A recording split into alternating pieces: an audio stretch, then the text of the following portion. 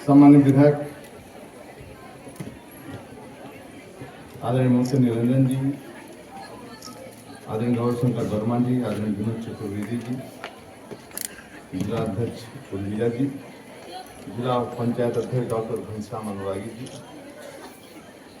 RP Niranjan साहब, हमारे यहाँ के डीएम सम्मानित राजेश पांडे जी, एसपी सम्मानित Durgesh Kumar ji, CMO ND Sharma ji, CDO Rajendra Srivastava, CMS medical college Prashant ji, यहाँ उपस्थित सभी पत्रकार बंधु, आशा बंधु, मैं सभी को प्रणाम करता हूँ। आप सबको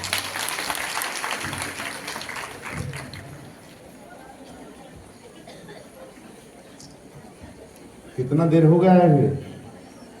12 बजे से बैठे नहीं, 3 बजे सूचना थी। भोजन वोजन में हुआ है कि नहीं? और कि नहीं तो डीएम साहब व्यवस्था है ना? है भोजन की है व्यवस्था।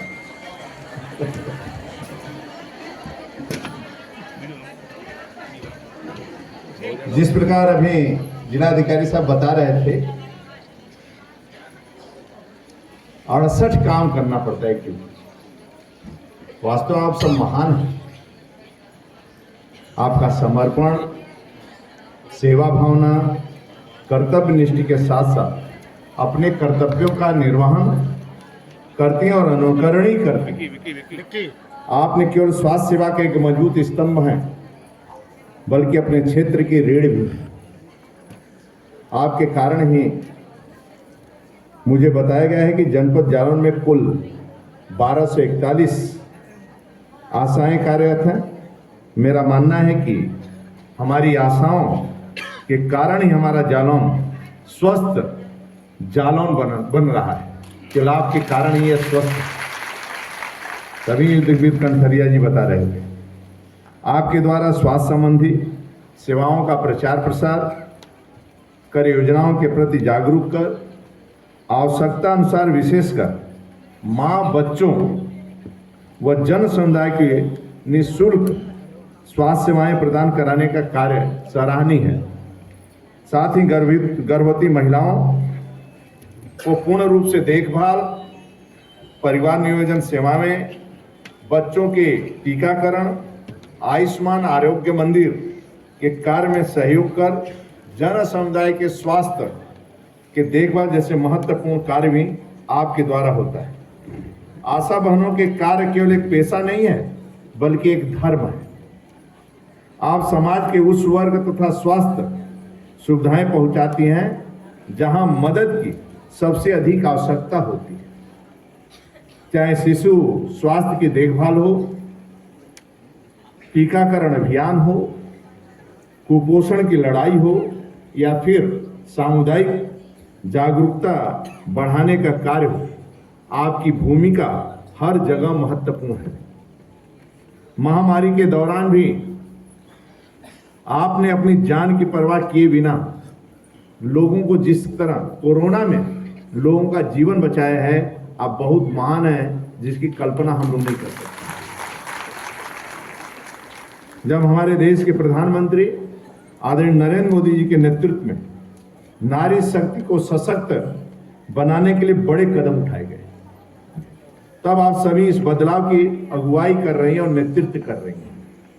प्रधानमंत्री मातृ वंदना योजना के तहत गर्भवती महिलाओं को वित्तीय सहायता दी जा रही है। आयुष्मान भारत योजना के माध्यम से गरीब और वंचित परिवारों को मुफ्त सेवा मिल रही है। मिशन इंद्रधनुष के तहत बच्चों को आवश्यक टीके लगाए जा रहे हैं, और ये सब आपके योगदान से ही संभव हो पा रहा है, जिसके कारण आज बच्चे सुरक्षित हैं। आपकी सेवा और समर्पण इस बात का प्रमाण है कि जब महिलाएं आगे बढ़ती हैं, पूरा समाज प्रगति करता है। आज रानी लक्ष्मीबाई थी, तभी यह देश सुरक्षित है। आज झलकारी बाई न होती तो देश सुरक्षित न होता। राणा प्रताप की मां और छत्रपति महाराज की मां जीजाबाई या जयंताबाई वास्तव में एक बच्चे का कैसे लालन पोषण करती हैं, ये आशा बहुएं ही बता सकती हैं कि एक बच्चे को कैसे तैयार किया जाता है। यदि जयंताबाई और जीजाबाई न होती तो राणा प्रताप और छत्रपति शिवाजी महाराज जैसे योद्धा इस देश को न मिलते, न तैयार। और अहिल्याबाई होलकर, जिसका नाम आप सुनी होंगी, मां बहुत ताकतवर होती। जब अहिल्याबाई होलकर का बेटा राजा, जब वो अपने बग्गी से निकलता था रथ से, रास्ते में एक गाय का बच्चा उसके रथ से मर गया। देखिए, एक बहन या मां कितना ताकतवर होती निर्णय में। बेटा संवेदना देने के लिए नहीं रुका और बेटा आगे निकल गया।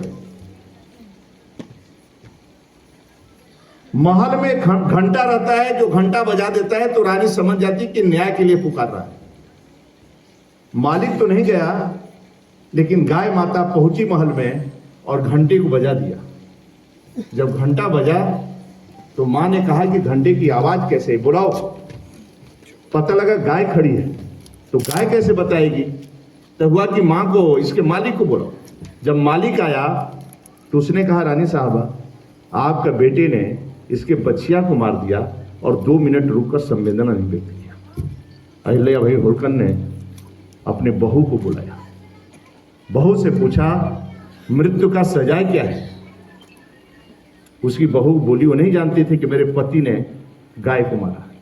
उसने कहा, मृत्यु का सजा मृत्यु है। अहिल्याबाई होलकर ने अपने बेटे को मौत की सजा सुना दिया। मां का निर्णय। लेकिन दूसरे दिन जब मौत होने जा रही थी, फांसी की सजाए, गाय प्रकट हुई और गाय ने बार बार रोका कि सजा नहीं होनी चाहिए। अब वह गाय संवेदनशील हुई और बार बार रोका। तब मालिक को बुलाया गया कि अहिल्याबाई होलकर ने गाय क्या चाहती है, तो चाहती है कि माफ कर दीजिए।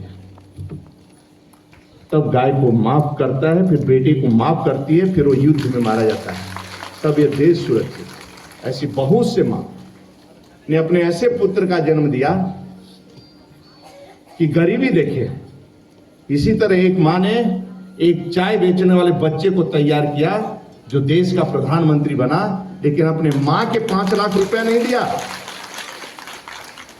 अपने मां को 5 लाख रुपया नहीं दिया, लेकिन हिंदुस्तान की गरीब इलाज से न मरे और इलाज के कारण उसका सुविधा न मिले, इसलिए 5 लाख का आयुष्मान कार्ड और 68 प्रकार की योजनाएं एक एक व्यक्ति को लाभ मिला है। ये आदरणीय नरेंद्र मोदी ने किया है।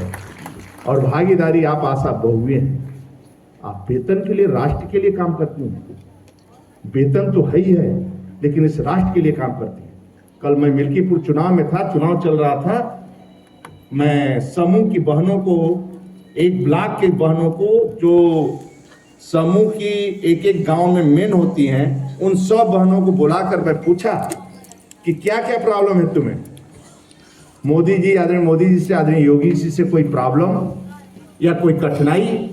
वह समूह की बहनें जब एक एक से मैं पूछा, 100 से मैं पूछा, एक एक, यहाँ समय नहीं है, मैं पूछा कि ऐसा काम बताओ क्या ये कर रहे हैं गांव में जिसके कारण लोग वोट दें।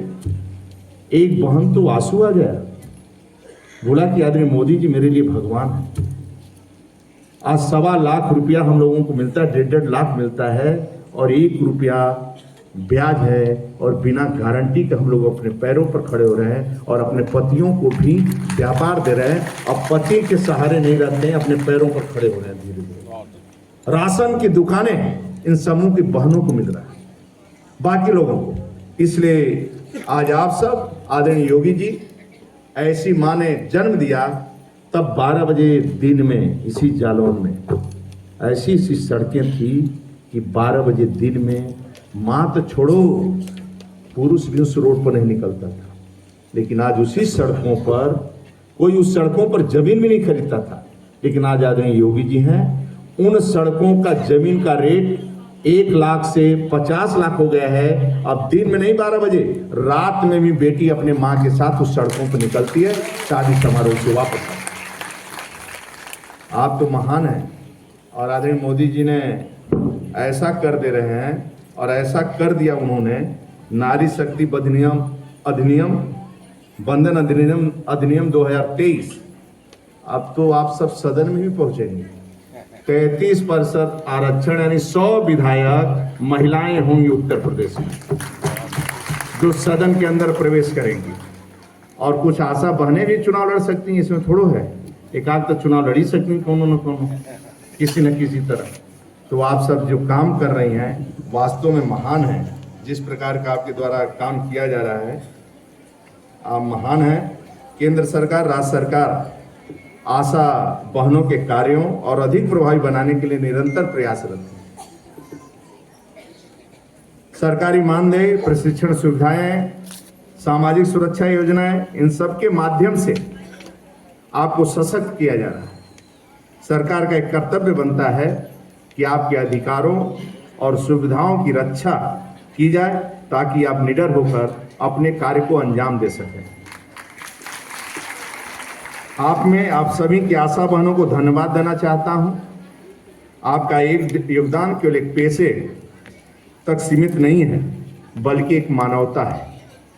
आप हमारी आशा हैं, आप इस राष्ट्र के विकास की नींव है। तभी तो राजस्व और विभाग में जालौन नंबर 1 है। तभी तो नंबर 1 से नीचे नहीं उतर रहे हैं डीएम साहब, आप सबके कारण। आप इस राष्ट्र के नींव हैं। आप कल्पना नहीं करती कि मैं क्या कर रहा हूं।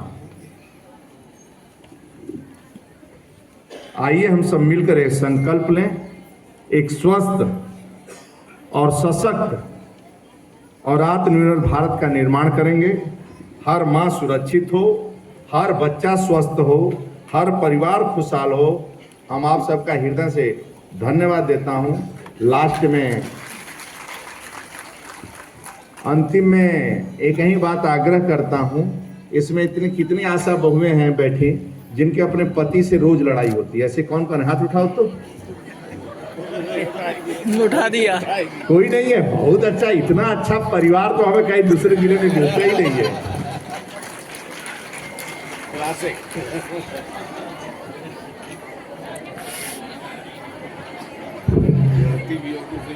ऐसी कौन कौन बहनें हैं जिससे पत्नी दुखी है, पति दुखी है, पत्नी नहीं, पति दुखी हो, ऐसा कोई है? चलिए बहुत अच्छा।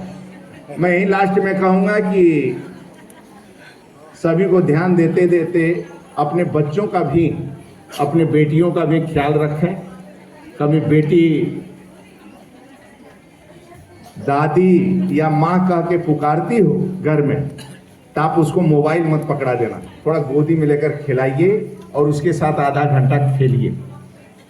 ये नहीं कि मोबाइल पकड़ो तुम खेलो, हम थोड़ा बैठे बातचीत। आप अपने बच्चों पर ध्यान दीजिए। आप देख रहे हैं और इसमें कितने कुंभ स्नान नहीं करने गए, ऐसे हाथ उठाओ तो। डीएम साहब बस लगवा के भेजवा दीजिए इस समय को, पुण्य का भागी, और फ्री में बस लगवा के इस समय को स्नान तक करवाई दीजिए। ठीक है, बहुत बहुत धन्यवाद आप सबका। आप सब दिव्य भव्य कुंभ में स्नान करिए, पुण्य का भागीदार बनिए। बहुत बहुत धन्यवाद। आपका जो काम है और जो मेडिकल कॉलेज और ये सब आज आगे भी आदरणीय मोदी जी और वो चाहते हैं कि अच्छे अच्छे डॉक्टर बने, इसीलिए आरक्षण की सुविधा उन्होंने दिया केंद्र में भी, मेडिकल कॉलेज और राज्य में। और आने वाला समय अच्छे अच्छे बच्चे हर मेडिकल कॉलेज राज्य में बन रहे हैं और मेडिकल और एमबीबीएस के सीटें भी बढ़ाई गई हैं। आने वाला समय में अच्छे अच्छे डॉक्टर होंगे और जो माननीय विधायक जी रखे हैं उसकी मैं पूरी चिंता करूंगा और करूंगा। आज मेडिकल कॉलेज बन गया है, लगभग पहले कोई दिखाई नहीं देता था, अब हमें लगता है कि इस मेडिकल कॉलेज में 3-4 हजार लोग आते हैं। कितने आते हैं? 3,000 लोग दिखाने आते हैं, इतनी बड़ी है। इसी तरह हमारे समय से जिला हॉस्पिटल में भी होगा 1,000 वहाँ भी। यानी ये सुविधा किसी ने दिया है तो आदरणीय मोदी जी, योगी जी के एक बार दोनों तालियों के गड़ाड़ से मोदी योगी को आशीर्वाद देते।